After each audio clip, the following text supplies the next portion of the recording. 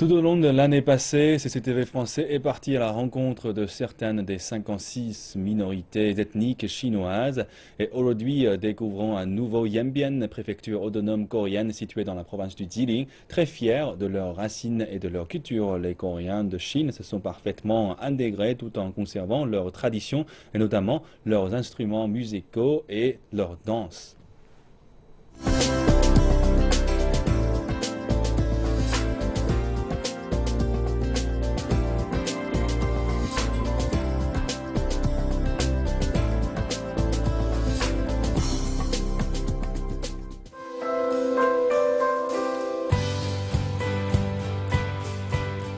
À tout âge de la vie, les membres de la minorité coréenne puisent leur énergie et leur jeunesse d'âme dans le pouvoir de la musique traditionnelle, dont les rythmes sont relativement simples, mais dont les racines remontent aux temps les plus reculés, à l'époque où étaient pratiqués de nombreux rites chamaniques destinés à chasser les esprits malins et attirer les faveurs des dieux.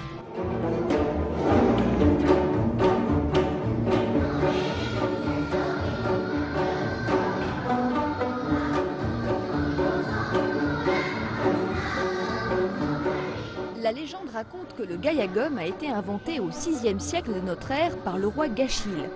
Le monarque se serait inspiré d'une cithare utilisée par des moines bouddhistes chinois venus évangéliser la péninsule coréenne.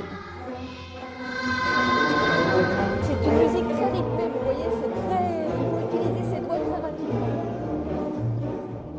Dans cette école de Longjing, les fillettes apprennent à jouer du gayagum dès l'âge de 7 ans.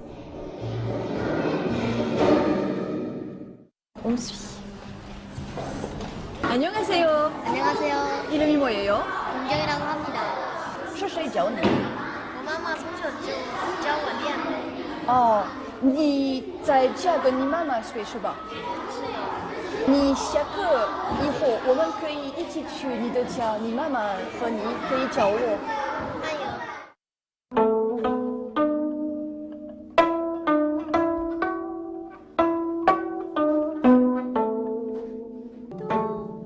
哦，这个还行，我来试一下，好吗？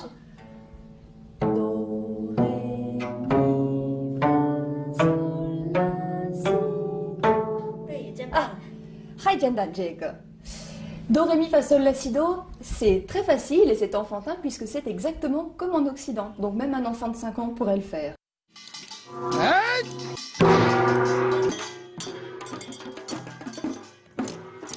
Changement de décor à Wangqing où un groupe de retraités interprète une danse agricole narrant une petite histoire humoristique.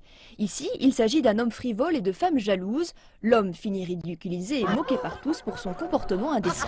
Eh ben, c'est pas toujours pour les danses coréennes, hein. Ces personnes derrière moi ont tous plus de 50 ans et ils sont bien plus en forme que moi.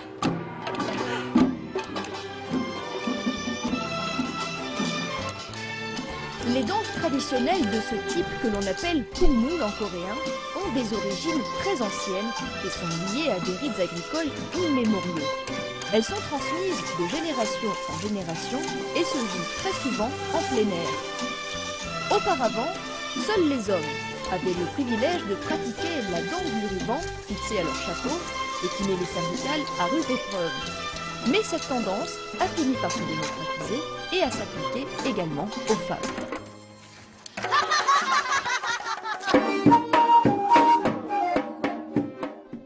Hunchun est un village au climat rude, balayé par des vents glaciaux en hiver. Mais ses habitants estiment que le pouvoir de la musique leur réchauffe le corps et l'esprit dans les heures les plus froides. Le Janggu, littéralement tambour à bâton, deuxième instrument le plus important en Corée, est devenu depuis un symbole du pays.